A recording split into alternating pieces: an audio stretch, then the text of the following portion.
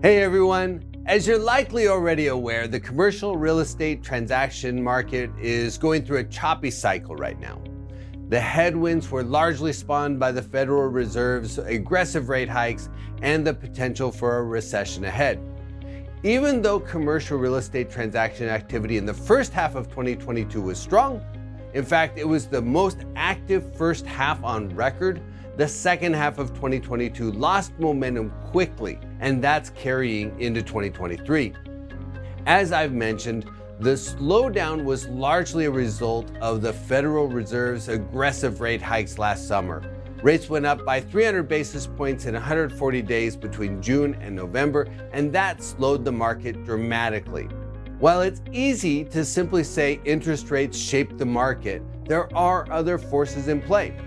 Although we've grown accustomed to exceptionally low interest rates, the climate we've been operating in for the last 10 years or so actually hasn't been normal.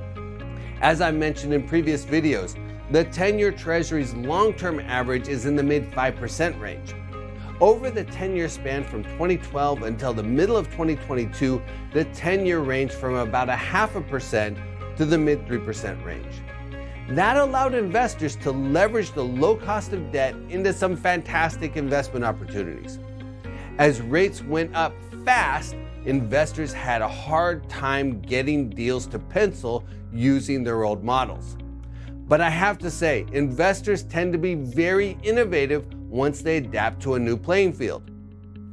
And once investors adapt, I believe the transaction flow will revive. If you look back at the number of commercial real estate properties that traded hands each year, there's a very important trend to consider. Back in the early 2000s, there were 6,500 commercial real estate transactions greater than $2.5 million each year. The transaction count steadily increased, reaching 30,000 in 2007. Then the massive liquidity crunch caused by the global financial crisis hit. In 2009, the transaction count fell to about 7,000 deals, basically the same number as the early 2000s. But lenders and capital eventually came back to the market, supporting investor activity.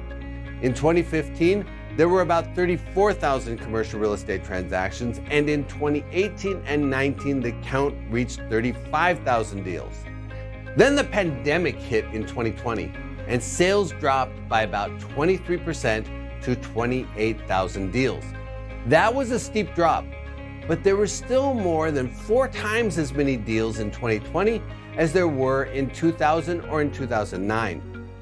Then in 2021, there was a new surge of activity, pushing the deal count to a record high 47,000 transactions.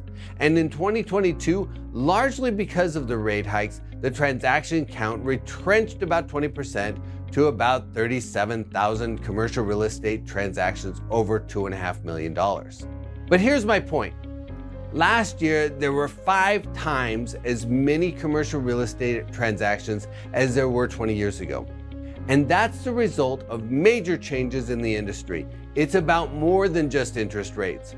Commercial real estate investors have become more sophisticated.